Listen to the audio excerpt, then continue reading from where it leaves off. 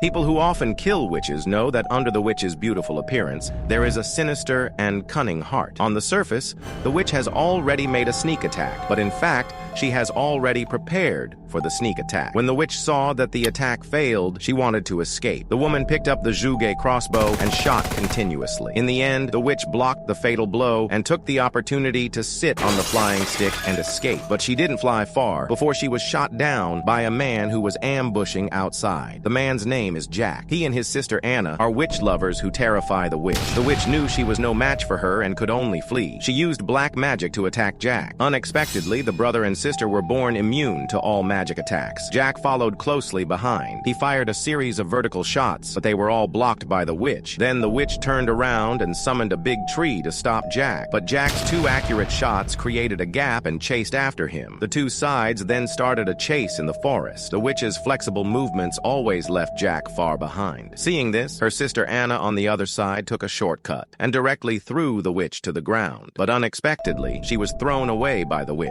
Jack, who came over, quickly joined the battle and started a melee with the witch. Unexpectedly, the witch was also a fighting master. The brother and sister took turns to fight, but couldn't do anything to the witch for a while. Suddenly, the witch bared her teeth and pounced on Jack. Jack took the opportunity to a shoulder-over-shoulder slam directly through the witch, who had suffered from lumbar disc herniation for many years back. Finally, Anna shot the witch's foot accurately. Then she hung the rope on a tree branch to control the cunning witch. It turned out that a group of witches had recently kidnapped many children near the town, so the mayor issued a large reward to find the missing children. Unfortunately, the brother and sister did not dig out any useful clues from the witch they had just captured. But Anna found a sacrifice on the witch. It showed that a blood moon would appear in 3 days. At that time, all witches would gather together to hold a mysterious ceremony. The brother and sister thought that the missing children might be related to this ceremony. They decided to go to the place where the child disappeared to look for clues. The mayor assigned an old hunter who was familiar with the terrain as a guide. Finally, the few decided to rest and set off the next day. At this time in the town, a fair-skinned and beautiful girl was arrested as a witch. The girl was defined as a witch by the chief